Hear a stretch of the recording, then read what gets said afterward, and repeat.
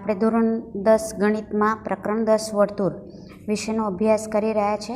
આપણે એક session attend કર્યું. એ સેશનમાં આપણે વર્તુળના જુદા જુદા પદો વિશે અભ્યાસ કર્યો. પ્રમેય 10.1 વિશેની સમજૂતી મેળવી. વર્તુળના જુદા જુદા પદો કે જે તમે ધોરણ 9માં ભણી આવ્યા છો, પણ તેનો ઉલ્લેખ આપણે તેનો ઉપયોગ ધોરણ 10માં પણ કરીશું. તો તેના વિશેની આપણે સમજૂતી મેળવી હતી. આ ઉપરાંત જે પદો સમજ્યા તે આધારિત અને ધોરણ 10માં જે વર્તુળ સંબંધી સ્પર્શક સંબંધી માહિતી આવે છે તેનાથી માહિતગાર થઈ અને તે આધારિત આપણે સ્વાધ્યાય 10.1નો અભ્યાસ કર્યો. હવે આગળ 10મામાં જે સ્પર્શક સંબંધી એટલે કે વર્તુળ સાથે સુસંગત સ્પર્શક સંબંધી જે માહિતી છે તે આગળ મેળવીશું અને ત્યારબાદ આપણે સ્વાધ્યાય 10.2ની શરૂઆત કરીશું. તો ચાલો આજના સેશનની શરૂઆત કરીએ મિત્રો શરૂઆત કરીશું આપણે કે વર્તુળને કોઈ પણ વર્તુળ પર બિંદુ આપેલું હોય, તેની બહાર કે અંદર બિંદુ આપેલું હોય તો તેના પરથી આપણે વર્તુળને કેટલા સ્પર્શકો દોરી શકીએ. આ સમજૂતી માટે મેં સંજય સરનો અહીં જે વિડીયો છે એ લીધો છે, એનો સ્ક્રીનશોટ લીધો છે. અહીં તમે જોઈ શકો છો. તો અહીં આ એક વર્તુળ છે, આ એનું કેન્દ્ર છે. જો વર્તુળની અંદરના ભાગમાં હોય તો તમે જુઓ કે એને કોઈ સ્પર્શકો દોરી શકાતા નથી. આ એનો સ્પર્શક નથી મિત્રો. એટલે વર્તુળના અંદરના ભાગમાં બિંદુ હોય તો તેને કોઈ સ્પર્શક દોરી શકાતા નથી. વર્તુળ પરનો બિંદુ હોય તો વર્તુળ પર અસંખ્ય બિંદુઓ છે. તો જે તે બિંદુ, માની લો કે મેં આ બિંદુ લીધું, તો તે બિંદુ આગળ વર્તુળને એક અને માત્ર એક સ્પર્શક દોરી શકાય જો વર્તુળ પરનું બિંદુ હોય. વર્તુળની બહારનું બિંદુ હોય તો વર્તુળની બહારના બિંદુમાંથી પસાર થાય તેવા વર્તુળને તમે અહીં જોઈ શકો છો, બે સ્પર્શકો દોરી શકાય. આ એક સ્પર્શક અને આ બીજો સ્પર્શક, એવા બે સ્પર્શકો દોરી શકાય છે. તો નોંધમાં તમારે જે લખવાનું છે તે તમને સમજાવી દઉં. તમારે નોંધમાં જે લખવાનું છે તે આ પ્રમાણે છે કે સમતલના કોઈ બિંદુમાંથી તમને વર્તુળ આપ્યું હોય ને એ જ સમતલમાં એક બિંદુ આપ્યું હોય તો તેમાંથી વર્તુળના સ્પર્શકોની સંખ્યા કેટલી હોય. તો પહેલો મુદ્દો છે કે અહીં વર્તુળમાં તમે જોઈ શકો છો કે તેની અંદર આ બિંદુ આપેલું છે, તો તેમાંથી વર્તુળને કોઈ સ્પર્શક દોરી શકાશે નહીં જો અંદર આપેલું હોય તો. વર્તુળ પર બિંદુ આપેલું હોય તો તેમાંથી વર્તુળને એક અને માત્ર એક સ્પર્શક મળશે. અને જો વર્તુળના બહારના ભાગમાં બિંદુ આપેલું હોય તો તેમાંથી વર્તુળને બે સ્પર્શકો મળશે. એ તમે જોઈ શકો છો, બે સ્પર્શકો અહીં મળશે. હવે આ જે તમને હવે યાદ આવતું હશે કે આપણે જે રચના દોરી ગયા તો રચનામાં આપણે વર્તુળના સ્પર્શકો દોરતા હતા, બરાબર. તો આ રીતે આપણે વર્તુળના સ્પર્શકો આપણે વર્તુળ અને તેના બહારના બિંદુમાંથી આપણે સ્પર્શકો રચનામાંથી પણ દોર્યા છે. તો હવે આ જે સ્પર્શક છે તેમાંથી સ્પર્શકની લંબાઈ કોને કહેવાય તેના વિશેની હવે માહિતી મેળવીશું. તો યાદ રાખજો મિત્રો, અંદર હોય તો કોઈ સ્પર્શક ન મળે, વર્તુળ પર હોય તો એક સ્પર્શક મળે અને વર્તુળના બહારના ભાગમાં હોય તો તેમાંથી આપણને બે સ્પર્શકો મળે છે. ત્યાર પછી જે સમજવાનું છે તે છે સ્પર્શકની લંબાઈ. તો વર્તુળની બહારના બિંદુ અને તે બિંદુમાંથી દોરેલા સ્પર્શક ના વર્તુળ સાથેના સ્પર્શ બિંદુને જોડતા રેખાખંડની લંબાઈને તે બિંદુથી વર્તુળ પરના સ્પર્શકની લંબાઈ કહે. હવે અહીંયા જોઈ લેજો મિત્રો ધ્યાનથી. વર્તુળનું બહારનું બિંદુ, ધારો કે આ વર્તુળ આપેલું છે સમતલમાં, તેનું બહારનું બિંદુ ક્યું આપેલું છે અને તે બિંદુમાંથી દોરેલ સ્પર્શકના, એટલે આ બિંદુમાંથી આપણે વર્તુળને એક સ્પર્શક દોર્યું, સ્પર્શકના વર્તુળ સાથેના સ્પર્શ બિંદુ, એટલે આ સ્પર્શક દોર્યું એમાં વર્તુળ સાથેનું સ્પર્શ બિંદુ એ પી છે, અહીં તમે જોઈ શકો છો, સાથેના સ્પર્શ બિંદુને જોડતા રેખાખંડની લંબાઈ, એટલે અહીં તમે જુઓ, અહીં જે રેખાખંડ થશે PQ, એટલે P થી Q સુધીનું અંતર એ રેખાખંડ PQ થયું. રેખાખંડની લંબાઈને તે બિંદુથી, એટલે કે જે આપણે બહારનું બિંદુ લીધું છે Qથી વર્તુળ પરના સ્પર્શકની લંબાઈ કહેવાય, એટલે આને સ્પર્શકની લંબાઈ કહેવાય. એટલે અહીં તમે જુઓ PQ, રેખાખંડ PQની લંબાઈ એ Qમાંથી વર્તુળને દોરેલા સ્પર્શકની લંબાઈ કહેવાશે. ક્લિયર મિત્રો? બહારનું બિંદુ અને ત્યાંથી સ્પર્શ બિંદુ સુધીનું અંતર, એટલે અહીં જે આગળ આ ભાગ રહે છે ને અહીં ભાગ રહે છે તે નહીં ગણવાનું. રેખાખંડ એટલે P થી Q સુધીનું અંતર, તેને સ્પર્શકની લંબાઈ કહેવામાં આવે છે. મિત્રો નેક્સ્ટ સમજીશું આપણે પ્રમેય 10.2. તો જુઓ, વર્તુળની બહારના બિંદુમાંથી માંથી વર્તુળને દોરેલા સ્પર્શકોની લંબાઈ સમાન હોય. આપણે હમણાં જ ભણી ગયા કે વર્તુળ અને તેની બહારનું બિંદુ લો તો તેમાંથી 2 સ્પર્શક દોરી શકાય. તો એની સ્પર્શકોની લંબાઈ એટલે અહીં થશે PQ અને આ દોરેલી જે સ્પર્શક છે તે થશે PR. એ બંનેની લંબાઈ સરખી છે એવું આપણે સાબિત કરવાનું છે. તો અહીં આપણે શું લીધું છે કે O કેન્દ્રવાળું વર્તુળ લઈ તેની બહારનું બિંદુ P લીધેલું છે. Pમાંથી 2 સ્પર્શકો PQ અને PR દોરેલા છે. આપણે PQ અને PR સરખા છે એવું સાબિત કરવાનું છે. હવે અહીં OP દોરી નાખો, OQ દોરો અને OR દોરો.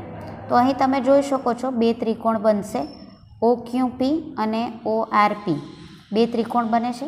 હવે અહીં OQP ત્રિકોણ માટે અને ORP ત્રિકોણ માટે આપણે જોઈએ તો અહીં તમે જોઈ શકો છો કે આ જે OQP છે અહીં તમને જે બતાવ્યું તે એ અર્ધવર્તુળનો આ જે અંતર્ગત ખૂણો કહેવાય, બરાબર. અથવા તો તમે એમ કહી શકો કે સ્પર્શક એ ત્રિજ્યા સાથે દોરેલો આ જે છે સ્પર્શક અને ત્રિજ્યા એકબીજાને લંબ હોય તેવું પણ ભણી ગયા. તો અહીં આ OR પણ ત્રિજ્યા થશે, OQ પણ ત્રિજ્યા થશે અને OR પણ ત્રિજ્યા થશે એટલે આ લંબ થશે. તો એનો અર્થ એમ થાય કે OQP એ પણ 90 છે અને ORP એ પણ 90 છે. એટલે અહીં R લખાયું છે એના બદલે તમારે P ગણવું. OQP અને ORP એ બંને 90-90ના કાટખૂણા થશે. ત્યાર પછી OQ અને OR એ બંને સરખું થશે કારણ કે તે ત્રિજ્યા છે. અને તમે આ જોઈ શકો બંને ત્રિકોણમાં OP એ કોમન બાજુ આવે છે, બરાબર. એટલે અહીં તમે જોઈ શકો છો OP એ આ બંને ત્રિકોણનો કર્ણ પણ થશે. આ કાટખૂણો હોય તો એની સામેની બાજુ કર્ણ થાય એટલે આ કર્ણ પણ થશે અને સામાન્ય બાજુ પણ છે. એટલે OP = OP કારણ કે તે સામાન્ય બાજુ છે. માટે બંને ત્રિકોણ એ સરખા થશે કાટખૂણો, કર્ણ અને બાજુ પ્રમાણે. એટલે કાકબા પ્રમાણે આ બંને ત્રિકોણ સરખા થાય. જો બંને ત્રિકોણ સરખા થાય તો અહીં બાકી રહી બાજુ જે છે આ બાજુ તો સરખી કીધી, આ બાજુ સરખી કીધી, બરાબર. એક બાજુ રહી તે કઈ રહી? PQ અને PR તે પણ કેવી થાય? સરખી, કારણ કે બંને ત્રિકોણ કેવા થઈ ગયા? એકરૂપ થઈ ગયા. તો આ સ્વાધ્યાય પ્રમેય 10.2 જે છે તે તમારે તમારી નોટબુકમાં લખવાનું છે. મોઢે લખશો એવી આશા રાખું છું મિત્રો. હવે આગળ વધીએ આપણે. આ સમજૂતી મેળવ્યા બાદ હવે આપણે સ્વાધ્યાય 10.2 તરફ આગળ વધીએ છીએ. પહેલો પ્રશ્ન જોઈએ. બિંદુ Qમાંથી દોરેલા વર્તુળના સ્પર્શકની લંબાઈ 24 છે. એટલે તમે અહીં જોઈ શકો છો Qમાંથી દોરેલો સ્પર્શક PQ છે તેની લંબાઈ તમને આપેલી છે 24 અને વર્તુળનું કેન્દ્રથી તેનું અંતર એટલે અહીં તમારું OP એ કેન્દ્રથી અંતર થશે તે આપેલી છે 25. આ જે તમને છે તે આપેલું છે 24 અને આ જે છે તે તમને આપેલું છે 25. તો વર્તુળની ત્રિજ્યા એટલે અહીં OQ એ તમારી ત્રિજ્યા થશે એ શોધવાનું છે. તો તમે જાણો છો કે ત્રિજ્યા અને સ્પર્શક એકબીજાને લંબ હોય માટે પાયથાગોરસ પ્રમેય લગાવતા અહીં OQ² = OP² + PQ² થશે. હવે આપણે જે શોધવાનું છે તો અહીં તમને આપેલું જે છે તે અહીં મિત્રો ફરી દાખલો જોજો, માફ કરશો. Qમાંથી એક Q બિંદુ વર્તુળની બહાર આપેલ છે, ત્યાંથી સ્પર્શકની લંબાઈ જે છે તે 24 એટલે આ તમને 24 આપી છે અને વર્તુળના કેન્દ્રથી તેનું એટલે કોનું? Qનું અંતર, બરાબર. એટલે Qનું અંતર આપેલું છે એટલે O થી Qનું જે અંતર છે OQ એ ત્રિજ્યા નહીં થશે કારણ કે Q એ બહારનું બિંદુ છે અને તે આપેલું છે 25. તો વર્તુળની ત્રિજ્યા શોધવાની છે એટલે અહીં OP જે છે તે તમારું ત્રિજ્યા થશે અને કેન્દ્રથી સ્પર્શ બિંદુનું અંતર પણ થશે. એટલે અહીં તમને જે આપેલું છે વર્તુળના કેન્દ્રથી તેનું અંતર એટલે કોનું અંતર? જે બહારનું બિંદુ છે Q તેનું અંતર. આપણે ત્રિજ્યા શોધવાની છે એટલે OP શોધવાની છે. એટલે પાયથાગોરસ પ્રમેય લગાવશું આપણે કારણ કે આ લંબ હોય OP એ સ્પર્શકને માટે OQ² = OP² + PQ². શોધવાનું શું છે? OP². તો આને આમ લઈ આવે તો OQ² અને આને આમ લાવીએ એટલે માઇનસ થશે, -PQ². OQ કેટલા આપેલા છે તમે જોઈ શકો છો 25, 25નો વર્ગ 625. PQ કેટલા આપેલા છે 24, તો 24નો વર્ગ 576. 625માંથી 576 જશે એટલે 49 રહેશે. તો આ શું આવ્યું તમારું? OPનો વર્ગ = 49. તો આનું વર્ગમૂળ કાઢો એટલે ઓપી આવશે ને આનું વર્ગમૂળ કાઢો એટલે 7, એટલે ઓપી બરાબર તમારા થશે 7, મતલબ ત્રિજ્યા તમારી થશે 7 સેન્ટીમીટર. બીજો દાખલો જુઓ મિત્રો, આપેલી આકૃતિ, આ આપણને આકૃતિ આપી છે, એમાં જો ટીપી, આ તમે જોઈ શકો ટીપી અને ટીક્યુ, આ ટીક્યુ વર્તુળ, ટી એ વર્તુળના બહારના બિંદુ છે અને ટીપી અને ટીક્યુ એ ઓ કેન્દ્રવાળા વર્તુળના સ્પર્શકો છે, બરાબર. અને એવા સ્પર્શકો છે કે જેથી પીઓક્યુ, તમે જોઈ શકો છો પીઓક્યુ એટલે કેન્દ્ર આગળ કેટલો ખૂણો બને છે, અહીં 110નો ખૂણો બને, બરાબર. હવે અહીંયા તમે જુઓ 110નો ખૂણો બનાવે તેવા સ્પર્શકો છે, આ સ્પર્શકો છે. તો આપણે આ ખૂણો એટલે તમે જોઈ શકો છો પી ટી ક્યુ, એટલે આ ખૂણો તમારે શોધવાનો છે. હવે મિત્રો અહીં તમે જુઓ કે પીટી અને ટીક્યુ એ બંને કેવા છે, સ્પર્શકો છે. તો અહીં તમે જોઈ શકો છો કે ઓક્યુ અને ઓપી શું છે, ત્રિજ્યા. તો ત્રિજ્યા અને કેન્દ્રમાંથી દોરેલી ત્રિજ્યા અને સ્પર્શકો એકબીજાને લંબ હોય એટલે અહીંયા કેટલો ખૂણો બનાવે, 90નો. એટલે તમે જોઈ શકો છો મિત્રો કે જેટલી પણ માહિતી આપણે જે મેળવીએ છીએ એ દાખલામાં પણ કેટલી અગત્યની છે. એટલે અહીં પી ખૂણો અને ક્યુ ખૂણો એ કેટલા થશે, 90-90ના થશે. અને આપણે આ ટી ખૂણો શોધવાનો છે. ચતુષ્કોણના ચારે ખૂણાનો સરવાળો કેટલો હોય, 360. 9મા ધોરણમાં આપણે ભણી ગયા. એટલે ખૂણો પી વત્તા ખૂણો ઓ વત્તા ખૂણો ક્યુ વત્તા ખૂણો ટી ઇક્વલ ટુ 360. એમાંથી પી 90, ઓ જે છે તે 110, ક્યુ છે તે 90 ને ટી આપણે શોધવાના છે, બરાબર. એટલે અહીં થશે 90 વત્તા 90 180, 180 વત્તા 110 એટલે 290 થશે. એને આમ લઈ જાઓ એટલે 360નામાંથી 290 બાદ કરો એટલે ટી ખૂણો એ તમારો કેટલો આવે, 70નો. એટલે આ ખૂણો આવશે 70નો. મિત્રો અહીં એક ગુણધર્મ તમને જોવા મળે છે. તમે અહીં જુઓ કે આ જે સ્પર્શકનું વર્તુળનું બહારનું બિંદુ હોય તેનાથી જે આપણે બે સ્પર્શક બનાવીએ છીએ ત્યાં બનતો ખૂણો, એટલે અહીં તમે જુઓ 70, અને કેન્દ્ર આગળ બનતો ખૂણો અહીં તમે જોઈ શકો છો ઓ, એકબીજાના પૂરક કોણ બને છે. જોયું તમે 110 અને 70 બંનેનો સરવાળો કરો તો 180, એટલે કે તે પૂરક કોણ બને છે. તો આ એક એનો ગુણધર્મ છે જે યાદ રાખવા જેવો છે. મિત્રો અહીં પ્રશ્ન 3 તમને આપેલો છે, ઓ કેન્દ્રવાળા વર્તુળને બિંદુ પીમાંથી દોરેલા સ્પર્શકો, ઓ કેન્દ્રવાળું વર્તુળ છે, બિંદુ પીમાંથી દોરેલા સ્પર્શકો પીએ અને પીબી વચ્ચે 80નો ખૂણો રચાતો હોય તો પીઓક્યુ કેટલો થાય એ શોધવાનો છે. તમારી આકૃતિ મિત્રો કંઈક આ પ્રકારની થશે. આપણે આ વર્તુળ દોર્યું, ઓ કેન્દ્રવાળું વર્તુળ છે, બહારનું બિંદુ પી છે, તેમાંથી એક દોરેલો સ્પર્શક પીએ છે અને અહીંથી દોરેલો સ્પર્શક પીબી છે. અહીં ઓબી અને ઓ એ તમારી ત્રિજ્યા થશે. ત્રિજ્યા થશે એટલે અહીં 90નો ખૂણો બનાવશે, જે મેં ઓલરેડી બતાવેલું છે કે અહીં તે 90નો ખૂણો બનશે. તમને આપેલું છે આ ખૂણો એટલે પી, બરાબર. એટલે તમને આપેલું છે એપીબી, એ તમને 80નો ખૂણો આપેલો છે. અહીં યાદ રાખજો મિત્રો કે આ જે બહારનું બિંદુ છે, બરાબર, અને આ જે સ્પર્શકો રચે છે અને કેન્દ્ર અને બહારનું બિંદુ જે છે તે યાદ રાખજો આ ખૂણાનો દ્વિભાજક બને છે. આ હંમેશા યાદ રાખજો. અહીં ઓપી એટલે તમે અહીં લખી શકો મિત્રો આ પ્રશ્નોના જવાબમાં કે ઓપી એ ખૂણા એ પીબીનું દ્વિભાજક છે. ક્લિયર? હવે તમને જે શોધવા કીધેલું છે તે જો મિત્રો અહીં પીએ અને પીબી વચ્ચેનો ખૂણો 80 આપ્યો છે, બરાબર. અને ઓપીમાંથી આપણે રચ્યો તે દ્વિભાજક, ઓપીમાંથી જે આપણે રેખાખંડ બનાવ્યો ઓપી, તે પીએ અને પીબીથી જે બનતો ખૂણો છે એનો દ્વિભાજક બને ને આપણે પીઓક્યુ શોધવાનું છે. તો મિત્રો આપણે શોધવાનું જે છે તે પીઓ, અહીંયા ક્યુ નહીં, મતલબ અહીં તમે ક્યુ અથવા આર આપી શકો. અહીં એ અને બી આપેલા છે એટલે અહીં પીઓક્યુ નહીં થશે પણ પીઓબી થશે. જે આપણી જે રકમ છે એમાં લખવાની ભૂલ છે. આપણે પીઓબી એટલે આ ખૂણો શોધવાનો છે જે 50 આવે છે, અહીં લખેલો જ છે. પણ 50 કેવી રીતે આવ્યો?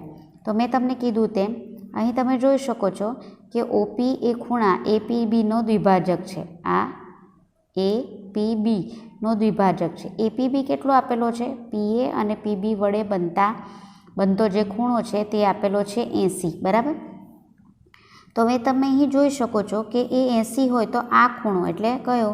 OPB, એટલે તમારો જે ખૂણો બને છે તે આ, બરાબર. અને ત્યાર પછી OPA એટલે જે ખૂણો બને છે તે આ, બરાબર. તો એ કેટલો થાય? અડધો થાય. 80 કરતાં અડધો એટલે 40 થાય. એટલે તમે અહીં લખી શકો કે OPB અને OPA બંનેના માપ સરખા થાય અને તે PAB કરતાં અડધા થાય. શું કામ? કારણ કે OP એ દ્વિભાજક છે.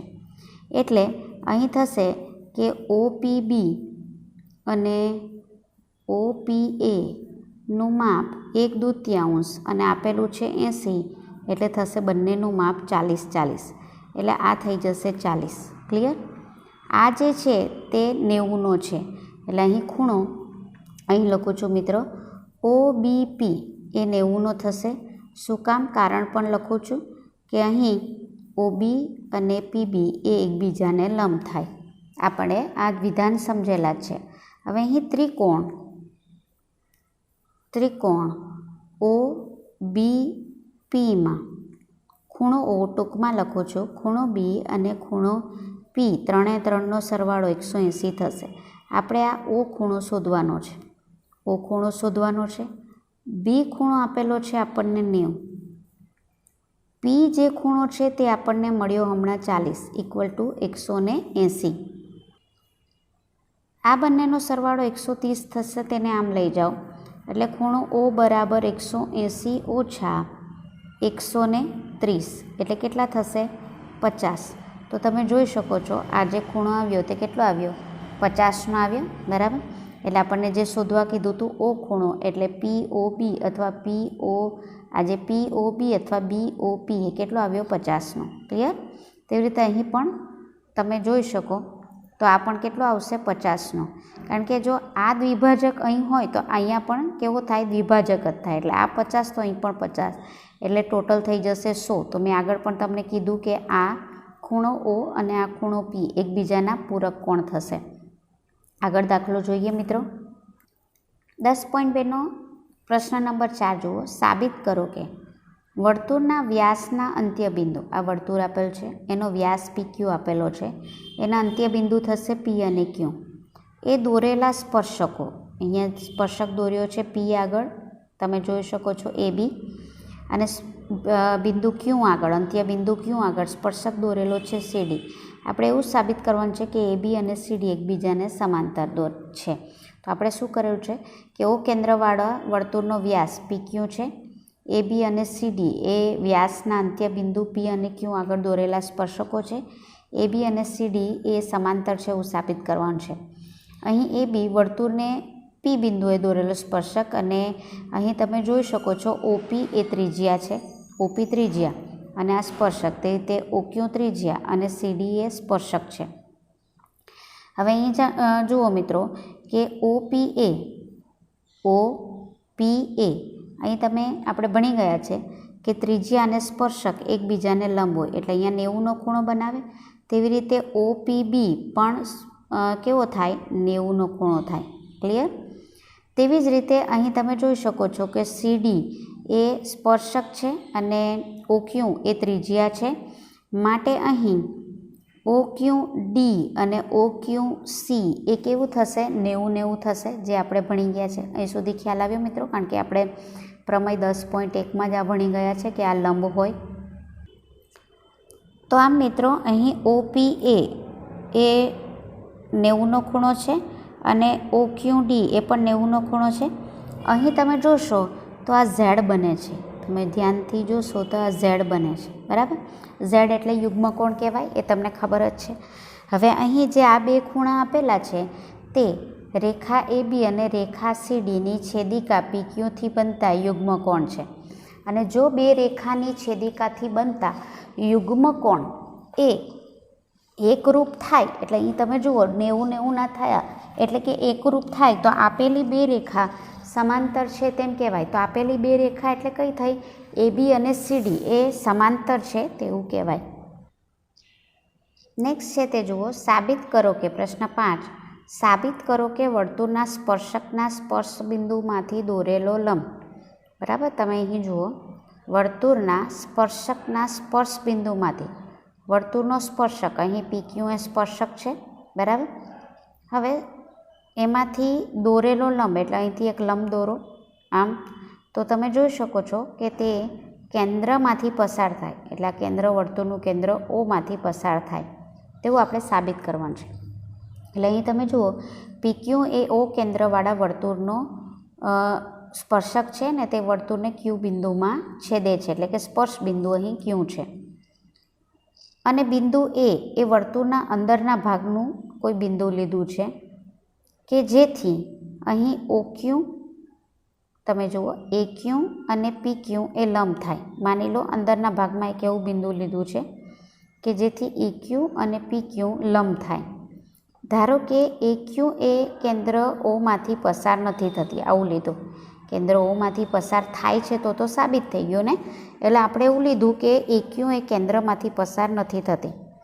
તો અહીં AQP આપણે કેવો લીધો કે તે 90 થાય. પણ અહીં તમે જોઈ શકો છો કે સ્પર્શ બિંદુ Q છે, કેન્દ્ર O છે ને પ્રમેય 10.1 પ્રમાણે OQP એ કેવા થાય, 90 થાય. તો એનો અર્થ એમ થાય કે આપણે જે ધારેલું છે AQP અને OQP એ બંને કેવા છે, સરખા 90-90ના છે.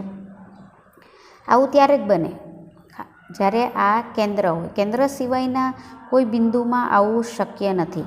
એટલે જ્યાં આપણે A નામ આપ્યું છે ને O નામ આપ્યું છે તે બંને એક જ બિંદુના નામ છે.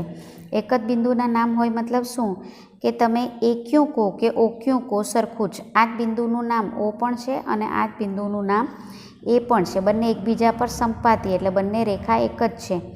આથી AQ એ કેન્દ્ર ઓમાંથી પસાર થાય છે, કારણ કે O એ કેન્દ્ર છે ને અહીંયા જ આપણે A નામ આપ્યું.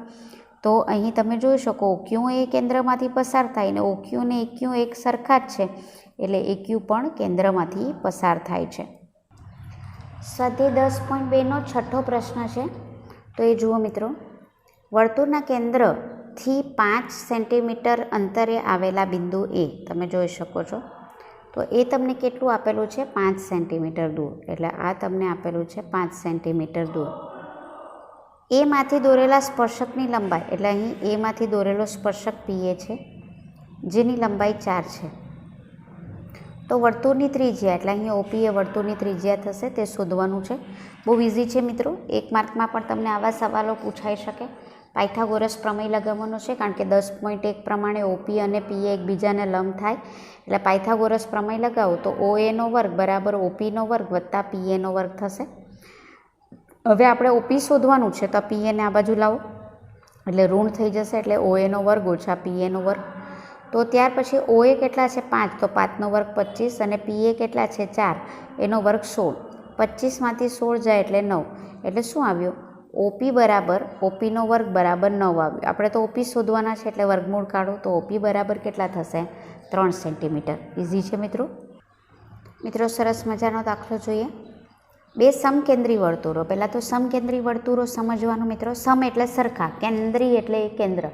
જે 2 વર્તુળનું કેન્દ્ર સરખું છે, તો કેન્દ્ર સરખું હોય તો ત્રિજ્યા જુદી જુદી થાય. એટલે અહીં તમે જોઈ શકો છો, એક નાનું વર્તુળ છે એટલે એની ત્રિજ્યા ઓછી છે અને બીજું મોટું વર્તુળ છે એટલે એની ત્રિજ્યા વધારે છે. પણ તમે જોઈ શકો છો કેન્દ્ર તો જ લીધેલું છે, બરાબર. તો આની કેન્દ્ર O લઈ અને ઓછી ત્રિજ્યા લઈને આ વર્તુળ દોર્યું. ધારો કે મેં 2 સેન્ટીમીટર ત્રિજ્યા લઈને આ વર્તુળ દોર્યું ને આ જ કેન્દ્ર લઈને 4 સેન્ટીમીટર લઈને મેં આ વર્તુળ દોર્યું. તો કેન્દ્ર તો એક જ છે ને, ત્રિજ્યા જુદી જુદી છે. એટલે એવા 2 વર્તુળો કે જેની ત્રિજ્યા જુદી જુદી હોય, જેમ કે અહીંયા તમને જુઓ, મોટા વર્તુળની ત્રિજ્યા 5 આપેલી છે અને નાના વર્તુળની ત્રિજ્યા 3 આપેલી છે, ને પણ કેન્દ્ર કેવું લીધું છે, સરખું. તો જેનું કેન્દ્ર સરખું હોય પણ ત્રિજ્યા જુદી જુદી હોય તેવા વર્તુળોને સમકેન્દ્રી વર્તુળ કહેવાય. તો મોટા વર્તુળની ત્રિજ્યા 5, નાના વર્તુળની ત્રિજ્યા 3. મોટા વર્તુળની જીવા, આ મોટા વર્તુળની જીવા, એમાં જીવા છે તે AB છે. જીવા વિશે હવે તમે જાણો છો. તે નાના વર્તુળને સ્પર્શે છે. તમે જુઓ, જેવી આપણે જીવા દોરીએ છીએ એટલે નાના વર્તુળને સ્પર્શે છે અને એનું એટલે કે મોટા વર્તુળની જીવા એ નાના વર્તુળની જીવા માફ કરશો મોટા વર્તુળની જીવા એ નાના વર્તુળનો સ્પર્શક છે, બરાબર. એટલે તે નાના વર્તુળને એમ બિંદુમાં છેદે છે. એટલે એમ એ નાના વર્તુળનું સ્પર્શ બિંદુ છે, સ્પર્શે છે. તો તેની એટલે કે જીવાની લંબાઈ શોધો. હવે અહીં એમ એ નાના વર્તુળનું સ્પર્શ બિંદુ છે. OM હું દોરું છું તો તે નાના વર્તુળની ત્રિજ્યા થશે. ઓકે, એટલે એ ત્રિજ્યા થાય છે તો એ નાના વર્તુળની ત્રિજ્યા કેટલી આપી છે 3. તેવી રીતે હું O અને A અથવા તો O અને B જોડી દઉં તો OA અને OB એ મોટા વર્તુળની ત્રિજ્યા થશે. હું OA જોડું છું તો તેની ત્રિજ્યા કેટલી આપી છે 5. ઠીક છે, બહુ ઇઝી દાખલો છે મિત્રો, પણ પહેલાં દાખલો સમજવો પડે. તો જીવાની લંબાઈ શોધવાની છે. તો અહીં આપણે જાણીએ છીએ કે જે OM છે તે ABને લંબ છે, બરાબર. અહીં માફ કરશો મિત્રો, આ જે છે તે અહીંયા આવશે OM. OM જે છે તે ABને લંબ છે. પ્રમેય કયા પ્રમાણે? તો પ્રમેય 10.1 પ્રમાણે આ લંબ થશે. ક્લિયર? હવે આ 3 છે, આ 5 છે, તો પાયથાગોરસ પ્રમેયનો આપણે પાયથાગોરસ પ્રમેય લગાવીએ તો OAનો વર્ગ બરાબર OMનો વર્ગ વત્તા AM નો વર્ગ આવું થશે. ઓકે, એટલે આપણને AM મળી જશે. હવે આગળ જોઈએ. જો મિત્રો OMA માં આપણે પાયથાગોરસ પ્રમેય લગાવીએ તો OA² બરાબર OM² વત્તા AM² થશે. આપણે OA શોધવાનું છે ને, બરાબર છે. તો OA² માફ કરશો, આપણે AM શોધવાનું છે ને, તો AM² ને અહીંયા રહેવા દઈએ, OMને આ બાજુ લાવી દઈએ તો OA² માઇનસ OM² થશે. આપણે જોયું કે આ 5 આપેલું છે અને આ 3 આપેલું છે, એટલે 5નો વર્ગ થશે 25, 3નો વર્ગ થશે 9. 25માંથી 9 જાય એટલે 16. તો આ થયું આપણું AM નો વર્ગ. આપણને આ મળ્યું AM નો વર્ગ, પણ આપણે વર્ગ નથી જોઈતો, AM જોઈએ છે. તો આનું વર્ગમૂળ કાઢો એટલે AM, ને આનું વર્ગમૂળ કાઢો એટલે 4. તો AM બરાબર કેટલા આવી ગયા? 4. હવે એનું ડબલ કરો તો જેટલા AM હશે એટલા જ MB હશે, એટલે આ પણ 4 હશે. તો 4 વત્તા 4 એટલે AB કેટલા આવશે? 8. અથવા AB બરાબર 2AM એવી રીતે પણ લખો તો 4 દુ 8 એટલે AB બરાબર કેટલા આવ્યા? 8. નેક્સ્ટ દાખલો છે તે મિત્રો ઘણીવાર એક્ઝામમાં પૂછાઈ પણ ગયેલો છે ને આ જે નિયમ છે તે પણ યાદ રાખજો, કારણ કે દાખલા તરીકે પણ પૂછાય છે. હવે જો ચતુષ્કોણ ABCD, ચતુષ્કોણ ABCD એક વર્તુળને પરિગત છે, મતલબ ચારે જે ચતુષ્કોણ છે તેની ચારે બાજુને આપણે પરિત્રિજ્યા ને પરિકેન્દ્ર ને બધું પરિવર્તુળ કીધું ને, પરિગત એટલે આ પરિવર્તુળ છે. પરિવર્તુળનો અર્થ આપણે સમજી ગયા છે કે અહીં ચતુષ્કોણ છે તો એની ચારે બાજુને સ્પર્શે, બરાબર. તો પરિવર્તુળ ત્રિકોણમાં હોય તો તે ત્રિકોણની 3 બાજુને સ્પર્શે. અહીં ચતુષ્કોણ આપેલું છે ને એટલે એની ચારે બાજુને સ્પર્શે. એટલે ધારો કે ABને તે P બિંદુમાં સ્પર્શે છે, BC બાજુને તે Q બિંદુમાં, CD બાજુને તે R બિંદુમાં અને AD બાજુને તે S બિંદુમાં સ્પર્શે છે. તો અહીં આપણે એવું સાબિત કરવાનું છે કે AB વત્તા CD સામસામેની બાજુ ઇક્વલ ટુ AD વત્તા BC થાય, સામસામેની બાજુનો સરવાળો સરખો થાય. ક્યારે? જ્યારે પરિવર્તુળ આપેલું હોય તો. યાદ રાખજો. એટલે ઇઝી છે સાબિત કરવું, પણ મેં તમને કીધું તેમ આ દાખલામાં પણ તમને 1 માર્કના દાખલામાં પણ પૂછી શકે. તો આ યાદ રાખવાનું, પણ શરત યાદ રાખજો કે વર્તુળે પરિગત આપવું જોઈએ ચતુષ્કોણમાં. હવે પ્રમેય 10.2માં આપણે શું જોયું કે વર્તુળના બહારના બિંદુમાંથી દોરેલા સ્પર્શકોની લંબાઈ સરખી હોય. તો અહીં તમે જુઓ આ વર્તુળ છે, એની બહારનું બિંદુ ધારો કે A લો, તો અહીંથી સ્પર્શક દોરેલો છે તે AP અને અહીંથી સ્પર્શક દોરેલો AS, તે કેવો થાય? સરખો થાય. તેવી રીતે આ B બિંદુ બહારનું લો તો BP અને BQ એ પણ કેવા થાય? સરખા. C બિંદુ બહારનું લો તો CR અને CQ એ પણ સરખા થાય. D બિંદુ બહારનું લો તો DS અને DR પણ એ કેવા થાય? સરખા. હવે હું શું કરું છું, આ બધાની જે ડાબી બાજુ છે આ ડાબી બાજુ થશે, AP, PB, CQ અને DR એનો સરવાળો કરું અને જમણી બાજુ લઉં તો AS, BQ, CR અને DS, બરાબર. તો એનો હું સરવાળો લઉં છું. ક્લિયર? એટલે અહીં તમે જુઓ AP, PB, બરાબર. ત્યાર પછી જે છે તે અહીં મિત્રો એક યાદ રાખજો, આ જે આપણે CQ ને CR CQ અને CR લખ્યું ને એના બદલે હું અહીંયા લખી કાઢું છું, ક્રમ જરા ઉલટાવી નાખું છું, CR = CQ એવું લખું છું. એટલે આ બધી ડાબી બાજુનો સરવાળો કરું છું, CR અને DR, બરાબર. એટલે AP ને PB, CR અને DR. હવે જુઓ AP ને PB, તો AP વત્તા PB કરો તો શું આવે? AB આવે છે. હવે અહીંયા જમણી બાજુનો સરવાળો એટલે AS, બરાબર. પછી પ્લસ BQ પ્લસ તમારું આવશે CQ અને પ્લસ આવશે DS, બરાબર.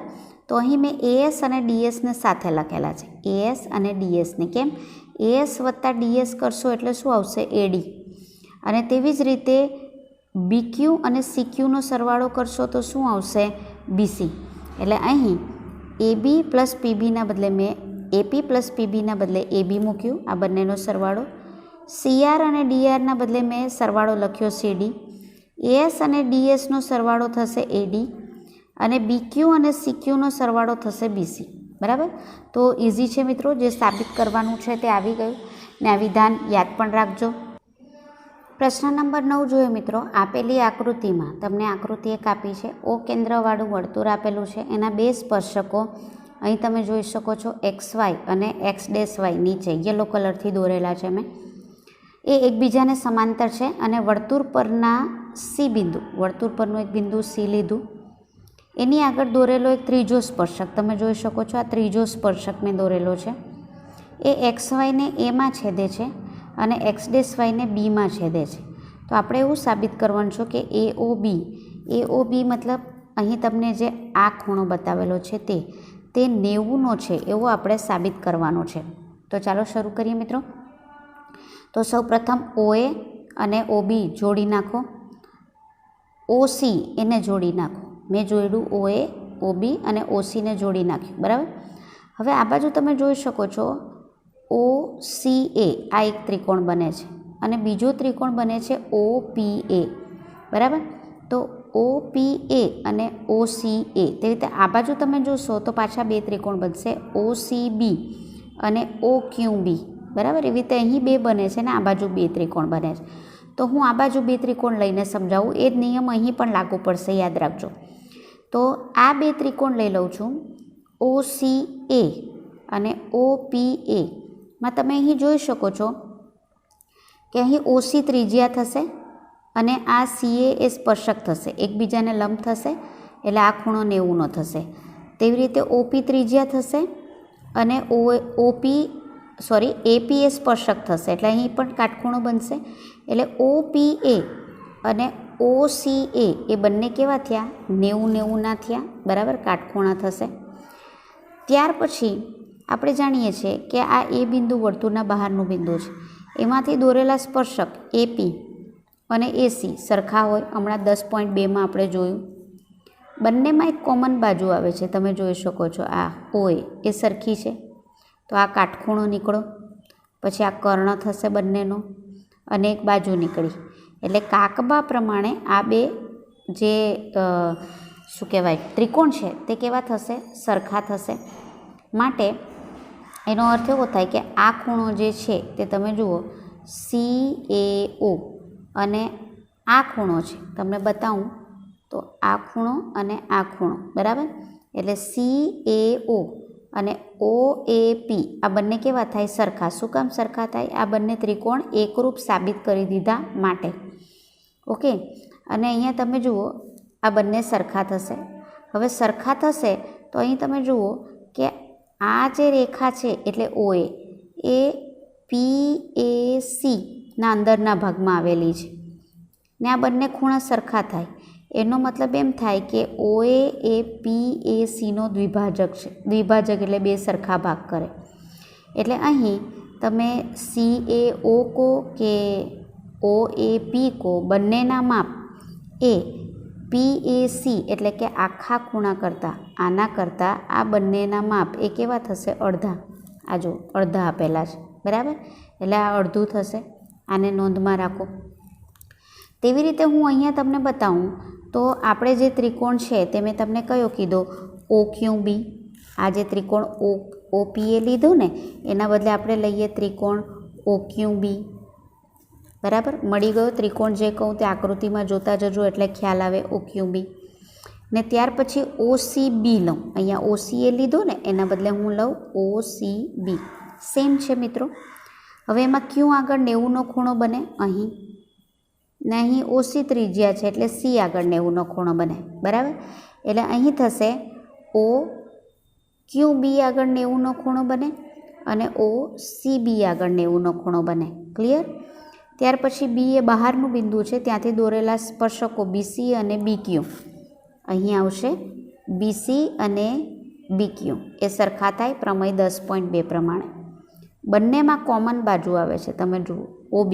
બરાબર, એટલે અહીં OB બંનેમાં સરખી બાજુ આવશે. એટલે આ બે ત્રિકોણ કેવા થશે? સરખા. એનો અર્થ એમ થાય કે OBQ અને OBC એટલે તમને કહું તો કયા ખૂણા? આ ખૂણો અને આ ખૂણો સરખા થશે અને તેનું માપ એ QBC કરતાં અડધું થશે. બરાબર, એટલે હવે ડાયરેક્ટ લખી દેવાનું. આ તો કેવી રીતે સાબિત થાય એ મેં તમને સમજાવ્યું. બરાબર,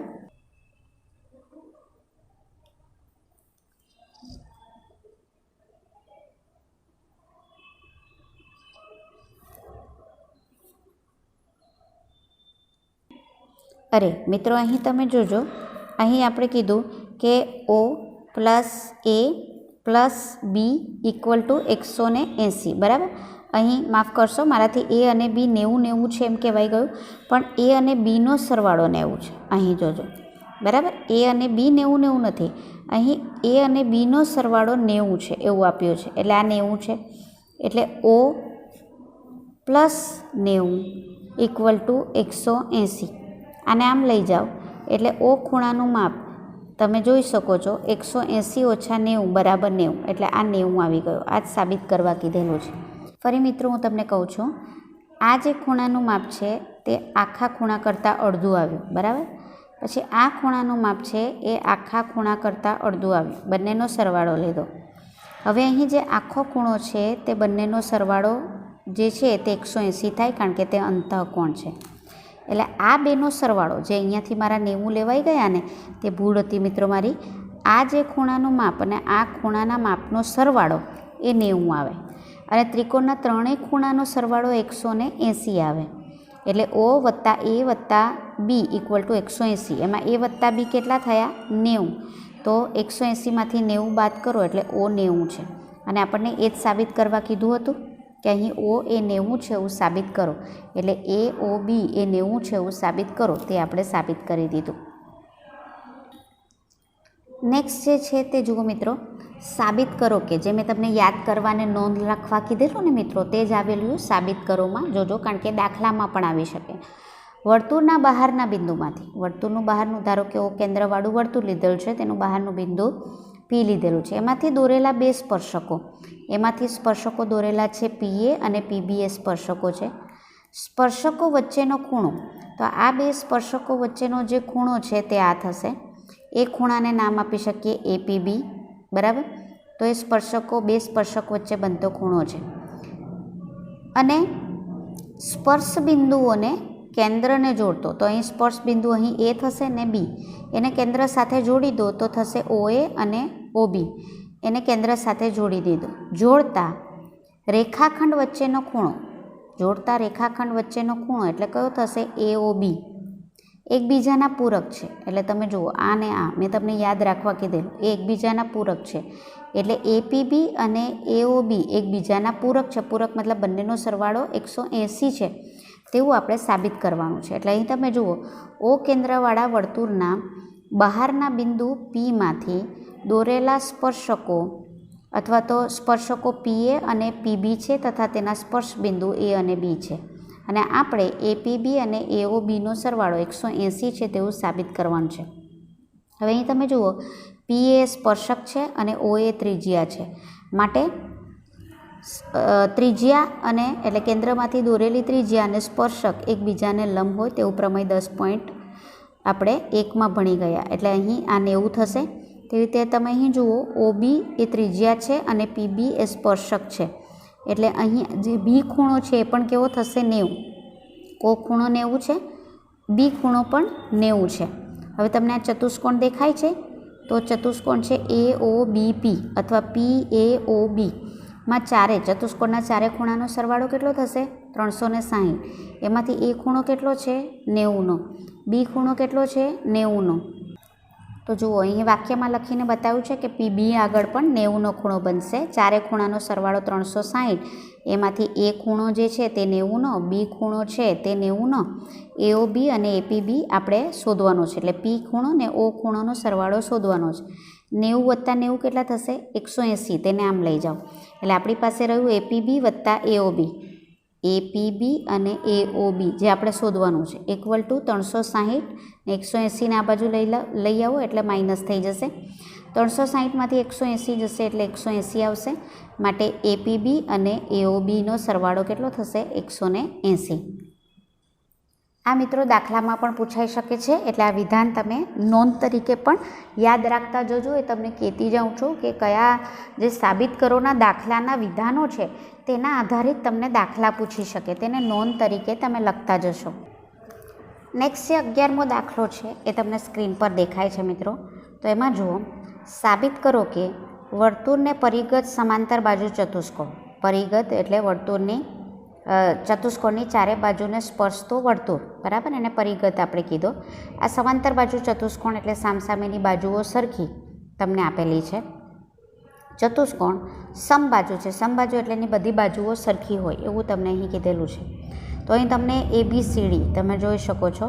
એ O કેન્દ્રિત વર્તુળનો પરિગત જે ચતુષ્કોણ છે તેવું આપેલું છે. અહીં તમે જુઓ છો કે તે વર્તુળની બાજુઓ, માફ કરશો, ચતુષ્કોણની બાજુઓ AB, BC, CD ને આ વર્તુળ અનુક્રમે AB ને Pમાં, BC ને Qમાં, પછી CD ને Rમાં અને AD ને S બિંદુમાં સ્પર્શે છે. અને આપણે જાણીએ છીએ કે ABCD એ સમબાજુ ચતુષ્કોણ છે તેવું સાબિત કરવાનું છે. હવે અહીં તમે જોઈ શકો છો કે આપણે પ્રમેય 10.2 ભણી ગયા તે મુજબ એ વર્તુળનું બહારનું બિંદુ થશે. તો એમાંથી દોરેલા સ્પર્શકો AP અને AS સરખા થશે. હમણાં આગળના એક દાખલામાં આપણે કહી ગયા. B બિંદુ એ બહારનું બિંદુ થશે એટલે BP અને BQ સરખા થશે. તેવી રીતે C એ બહારનું બિંદુ થશે માટે CQ અને CR સરખા થશે. અને તેવી જ રીતે D બિંદુ બહારનું થશે એટલે DS અને DR એ કેવા થશે? સરખા, અથવા તો DR અને DS સરખા થશે. હવે આ બાજુનો આગળના દાખલામાં લીધેલો તે પ્રમાણે સરવાળો લઈએ. હવે બાજુનો સરવાળો લઉં તો આગળ લીધું તે જ પ્રમાણે મિત્રો સેમ દાખલો છે. અડધે સુધી તો આપણો AP ને PB સરખા છે. CR અને માફ કરશો સરવાળો લીધો AP + PB, CR અને DR. AP અને PBનો આપણે સરવાળો કરેલો તો યાદ જ હશે તમને, AB આવતું હતું. CR અને DRનો આપણે સરવાળો કીધેલો તો આવતો હતો CD. તેવી રીતે AS અને DSનો સરવાળો કરેલો તો આપણને આવતું હતું BC. અને BQ અને CQનો સરવાળો આપણે કરેલો, માફ કરશો, BQ અને CQનો સરવાળો કર્યો તો BC આવ્યો. અને AS અને DSનો સરવાળો કર્યો તો AD આવ્યો. ત્યાં સુધી તમને ખબર જ હશે. આગળ આપણે દાખલો કરી ગયા તે સેમ છે. હવે મિત્રો આ સમાંતર બાજુ ચતુષ્કોણ આપેલો છે. તો સમાંતર બાજુ ચતુષ્કોણની ખાસિયત હોય કે સામસામેની બાજુ સમાંતર અને સરખી. એટલે AB અને CD સામસામેની બાજુ છે તે સમાંતર હોય ને સરખી હોય એટલે બંને સરખી થવાની. BC અને AD સામસામેની બાજુ છે તે પણ સમાંતર અને સરખી થવાની. એટલે આપણે શું કરીશું કે CDના બદલે જો હું અહીં AB મૂકી દઉં તો, કારણ કે બંને સરખા છે તો અહીં હું AB મૂકી દઉં તો AB + AB 2AB થશે. તેવી રીતે જે AD છે, BC અને AD સરખા છે તો AD છે ત્યાં હું BC મૂકી દઉં તો BC + BC એટલે 2BC થશે. બરાબર. તો અહીં 2 કેન્સલ થાય, બંને બાજુ આવી ગયા એટલે. તો AB અને BC કેવા થશે? સરખા થશે. બરાબર. AB અને BC કેવા થાય? સરખા. તો હવે AB ને BC સરખા છે. બરાબર. તો ABનું માપ ધારો કે 4 હોય. બરાબર. ધારો કે અહીંયાનો મતલબ એમ થાય ABનું માપ 4 હોય તો BCનું માપ પણ 4 થવાનું. બંને સરખા છે. ABનું માપ 4 છે તો CDનું માપ પણ કેવું થવાનું? 4, કેમ કે સરખા છે. તે રીતે BCનું માપ કેટલું થયું? 4. તો ADનું માપ પણ કેવું થાય? સરખું થાય, કારણ કે બંને સરખા છે. તો બધા માપ 4, 4, 4 આવી ગયા. મતલબ બધી બાજુઓ સરખી છે. બધી બાજુઓ સરખી હોય તેવા સમાંતર બાજુ ચતુષ્કોણને સમબાજુ ચતુષ્કોણ કહેવાય. માટે ABCD એ સમબાજુ ચતુષ્કોણ છે. નેક્સ્ટ જે છે તે જુઓ દાખલો નંબર 12. ત્રિકોણ એબીસી, આ ત્રિકોણ એબીસી તમને સ્ક્રીન પર દેખાઈ રહ્યો છે. એ 4 સેમી ત્રિજ્યાવાળા વર્તુળને, હવે અહીં તમે જુઓ, વર્તુળને પરિઘત છે. પરિઘત મતલબ ત્રિકોણની અંદર વર્તુળ આવેલું છે જે ત્રિકોણની ત્રણેય બાજુને સ્પર્શે છે. ધારો કે ત્રિકોણ એબીસીનું પરિઘત વર્તુળ જે છે તે એબી બાજુને, આ જે બાજુ બતાવી છે એબી બાજુને ઈમાં, બીસી બાજુને ડીમાં અને એસી બાજુને એફમાં સ્પર્શે છે. તો અહીં જે ઓ કેન્દ્રવાળું વર્તુળ છે તો ઓઈ, ઓડી અને ઓએફ એ વર્તુળની ત્રિજ્યા થશે ને તે આપેલી છે 4, 4, 4. ક્લિયર? ત્યાર પછી અહીં કે છે રેખાખંડ બીડી અને ડીસી, રેખાખંડ બીડી અને ડીસી એ બીસીનું સ્પર્શ બિંદુ ડી આગળ, સ્પર્શ બિંદુ અહીં તમે જુઓ ડી આગળ અનુક્રમે 8 અને 6, એટલે અહીં બીડી 8 આપેલા છે અને ડીસી એ કેટલા આપેલા છે? 6 આપેલા છે. લંબાઈના રેખાખંડમાં વિભાજન કરે છે. તો આપણે આ એબી બાજુ શોધવાની છે અને એસી બાજુ શોધવાની છે. ઓકે, હવે અહીં આ જે ત્રિજ્યા, અંતઃ ત્રિજ્યા જેને આપણે કીધા અથવા પરિત્રિજ્યા કીધેલું, તો ઓઈ, ઓડી અને ઓએફ એ બધા કેટલા છે? 4 સેન્ટીમીટર આપેલા છે. હવે અહીંયા તમે જુઓ વર્તુળનું બહારનું બિંદુ પી છે, એમાંથી જે દોરેલા સ્પર્શક બીડી અને બીઈ છે તે સરખા થાય, એટલે આ 8 છે તો બીઈ પણ કેટલા થવાના? 8. તેવી રીતે સી એ બહારનું બિંદુ છે તો સીડી અને સીએફ એ પણ સરખા થશે પ્રમેય 10.2 પ્રમાણે, એટલે આ 6 છે ને આ પણ 6 થશે. ક્લિયર? તેવી રીતે ધારો કે આપણને એઈ અને એએફ ખબર નથી તો એ પણ સરખા થશે. મેં ધારી લીધા તેના માપ એક્સ છે, બરાબર? તે એક્સ ધારી લીધા પ્રમેય 10.2 પ્રમાણે. હવે આપણે એબી જાણીએ છીએ તો એબી કેવી રીતે બને છે? એઈ વત્તા બીઈ. તમે જુઓ તો એઈ એક્સ છે અને બીઈ 8 છે, એટલે એબીનું માપ એક્સ વત્તા 8 અથવા તો 8 વત્તા એક્સ થશે. તેવી રીતે એસીનું માપ, એસીનું જે માપ છે તે કેવી રીતે થશે? એએફ વત્તા એફસી. એફ છે એક્સ અને આ છે 6, એટલે એક્સ વત્તા 6 થશે. તેવી રીતે બીસીનું માપ બીડી વત્તા સીડી થશે, એટલે 8 વત્તા 6, એટલે ટોટલ કેટલા આવશે? 14. આ રીતે આવશે 14, બરાબર? અને આ જે માપ છે તે એક્સ વત્તા 6 આવશે, બરાબર? એસીનું માપ એક્સ વત્તા 6, બીસીનું માપ 14, એબીનું માપ અહીં એક્સ વત્તા 8. હવે મિત્રો, તમે 9મા ધોરણમાં હેરોનનું સૂત્ર ભણેલા છો, તમને યાદ હશે કે આ કોઈપણ ત્રિકોણનું ક્ષેત્રફળ શોધવું હોય, આ ત્રિકોણનું ક્ષેત્રફળ શોધવું હોય તો ત્રિકોણના ક્ષેત્રફળ શોધવા માટેનું સૂત્ર હતું એસ વત્તા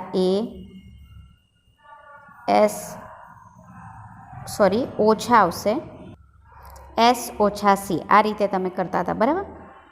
અહીં એ, બી અને સી એ ત્રિકોણની બાજુઓ આપણે કહેતા હતા.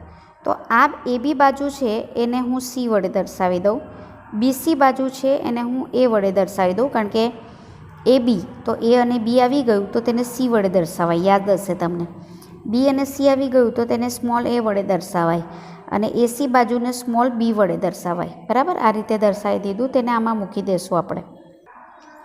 સૌપ્રથમ આપણે એમાં એસ શોધીશું. તમને ખબર જ છે એસને અર્ધ પરિમિતિ કહેવાય. તો એ અર્ધ પરિમિતિ બરાબર ત્રણેય બાજુનો સરવાળો ભાગ્યા 2 પરિમિતિના અડધા, એટલે એ વત્તા બી વત્તા સી ભાગ્યા 2 આવશે.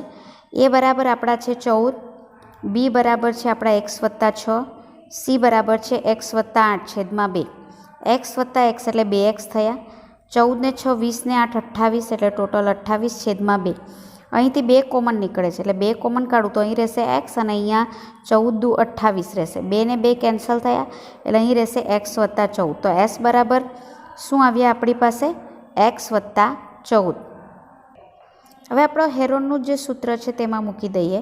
એસ બરાબર એક્સ વત્તા 14 આવ્યા, તો એસ બરાબર એક્સ વત્તા 14, એસ બરાબર એક્સ વત્તા 14 અને એ બરાબર આપણી પાસે હતા, યાદ હોય તો તમને 14, તે મૂકી દીધા. એસ ઓછા બી, એસ બરાબર એક્સ વત્તા 14 ઓછા બી બરાબર કેટલા હતા? એક્સ વત્તા 6, પણ અહીં ઓછા લાગે એટલે આનું ચિહ્ન પણ ઓછા થશે ને આનું ચિહ્ન પણ ઓછા થશે, જોઈ લો.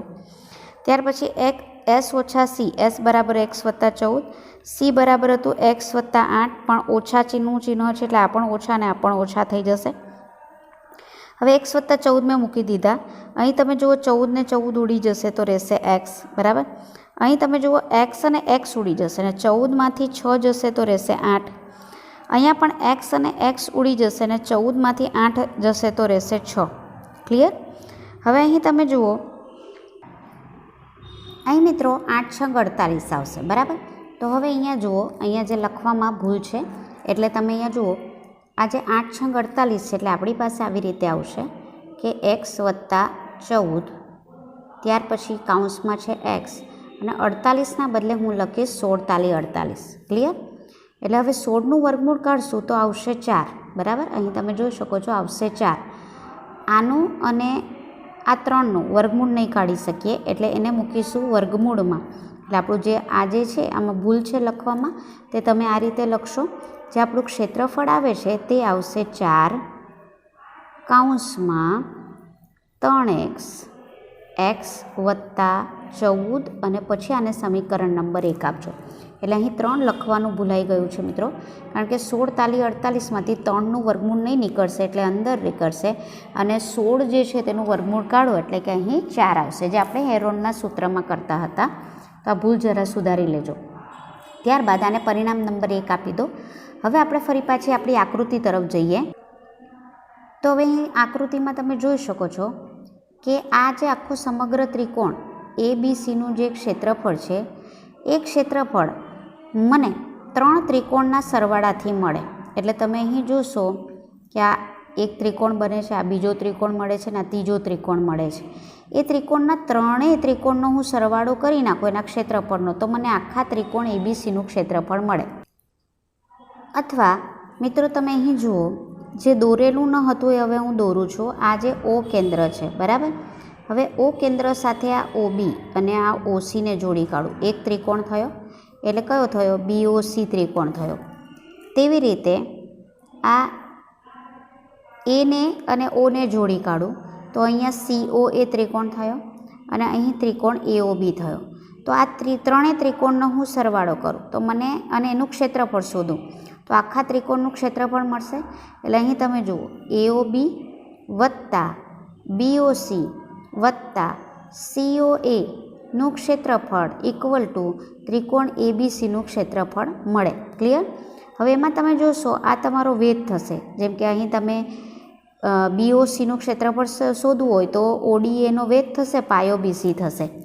તેવી રીતે તમારે AOCનું ક્ષેત્રફળ શોધવું હોય તો OF એ વેધ થશે અને AC એ પાયો થશે. તેવી રીતે તમારે AOBનું ક્ષેત્રફળ શોધવું હોય તો OE એ વેધ થશે અને AB એ પાયો થશે. ક્લિયર? તો હવે એ સ્ટેપ આપણે મૂકીએ છીએ તો ધ્યાનથી જોજો. આ આપણી આકૃતિમાં તમે દોરી નાખશો એટલે તમને વધારે ખ્યાલ આવશે.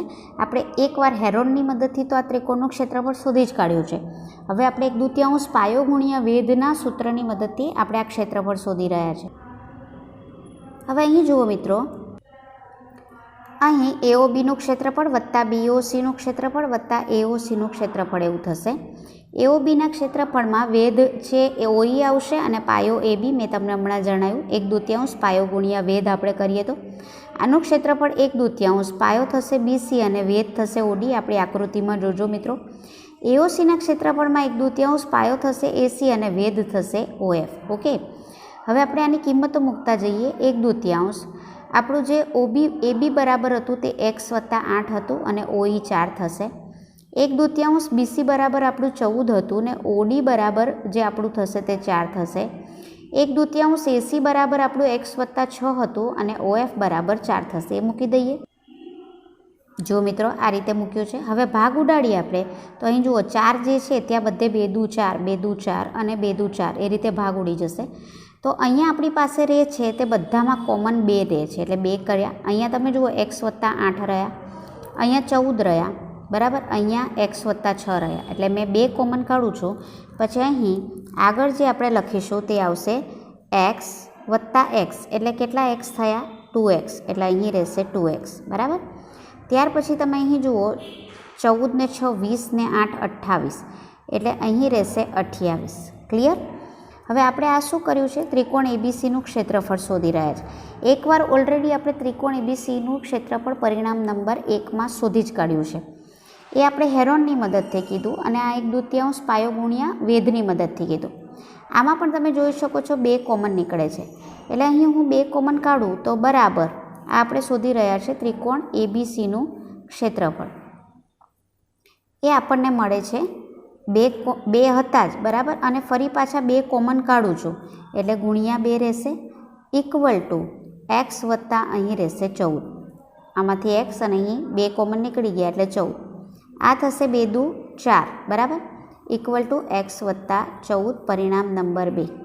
પરિણામ નંબર 1 તમને યાદ હોય તો જે આપણને આવતું હતું તે આવતું હતું ત્રિકોણ ABCનું ક્ષેત્રફળ, એ પણ આપણે ABCનું ક્ષેત્રફળ હેરોનની મદદથી શોધેલું. એવું હતું કે 4 વર્ગમૂળમાં 3x કૌંસમાં x વત્તા 14 જોઈ લેજો મિત્રો, એને પરિણામ નંબર 1 આપેલું. હવે તમે 1 છે તે પણ ત્રિકોણ ABCનું ક્ષેત્રફળ છે, 2 પરિણામ છે તે પણ ત્રિકોણ ABCનું ક્ષેત્રફળ છે, બસ સૂત્ર અલગ અલગ વાપરા છે. તો એક જ ત્રિકોણનું ક્ષેત્રફળ તમે જુદા જુદા સૂત્રની મદદથી શોધો તો પણ કેવું થાય, સરખું આવે. એટલે આને આ કેવા થશે, સરખા થશે. અહીં જુઓ મિત્રો, બંને પરિણામને અહીં સરખાવેલા છે, પણ મેં તમને કીધું તેમ આ સ્ટેપ હું અહીં ફરી તમને સ્ક્રીન ઉપર લખીને બતાવું છું, કારણ કે અહીં 3x લખેલા નથી. આ બંને પરિણામોને આપણે સરખાવીએ છીએ એટલે શું થશે, પહેલું જે આપણે શોધેલું 4 વર્ગ કૌંસમાં વર્ગમૂળમાં 3x x વત્તા 14 બરાબર, આ આપણું પહેલું પરિણામ. એને હું બીજા પરિણામ સાથે સરખાવું છું 4 અને x વત્તા 14, કારણ કે બંને ત્રિકોણના ક્ષેત્રફળ સરખા આવે. હવે જે આ વર્ગમૂળ છે એને દૂર કરવો હોય તો બંને બાજુ વર્ગ લેવા પડે, અહીંયા પણ વર્ગ લેવો પડે અને અહીં પણ વર્ગ લેવો પડે. પહેલાં હું આ 4 અને 4ને ઉડાડી દઉં છું અને પછી આ વર્ગમૂળ દૂર કરવા માટે બંને બાજુ વર્ગ લઉં છું. એટલે શું થશે કે અહીં આનો વર્ગ લઉં તો વર્ગમૂળ નીકળી જશે, એટલે અહીં રહેશે 3x x વત્તા 4 વર્ગમૂળ નીકળી જાય, ને અહીં વર્ગ કરું તો રહેશે x વત્તા 14નો વર્ગ, એટલે 2 વાર x વત્તા 14 છે. તો એક વાર x વત્તા જે 14 છે તેને હું ઉડાડી દઉં છું આ રીતે, x વત્તા 14 અહીં ઉડાડી દીધું. તો આ બાજુ રહ્યા 3x અને આ બાજુ રહ્યા x વત્તા 14. આ xને આ બાજુ લાવું તો 3x ઓછા x બરાબર 14, 3xમાંથી 1 x જાય એટલે 2x બરાબર 14, માટે x બરાબર રહેશે 14/2 એટલે 7 દુ 14. તો x બરાબર શું આવ્યા, 7. ક્લિયર. હવે તમને યાદ હશે આપણે AB શોધવાનું છે, તો AB બરાબર હતું x વત્તા 8, પણ x કેટલા આવ્યા આપણી પાસે 7, તો 7 વત્તા 8 એટલે કેટલા આવશે, AB બરાબર 15. ત્યાર પછી AC બરાબર કેટલું હતું આપણી પાસે, x વત્તા 6, પણ x કેટલા આવ્યા 7 વત્તા 6, 7 આવ્યા ને, ઇક્વલ ટુ રહેશે 13. તો આમ AB બરાબર આપણા 13 આવશે, સોરી AC બરાબર 13 આવશે અને AB બરાબર આપણા 15 આવશે. તો અહીં મિત્રો આ જે ભૂલ છે સુધારી લેજો. તો આમ તમે, તો આશા રાખું છું મિત્રો કે તમને સમગ્ર પ્રકરણમાં સમજ પડી હશે, બંને પ્રમેયમાં સમજ પડી હશે, બંને સ્વાધ્યાયમાં સમજ પડી હશે. તમારા આ પ્રકરણમાં પૂરેપૂરા માર્ક પરીક્ષામાં સાબિત કરોના દાખલા કે કોઈ પણ દાખલા પૂછાય તો તમે મેળવી શકશો એવી હું આશા રાખું છું. નવા પ્રકરણ સાથે ફરી નવા સેશનમાં મળીશું.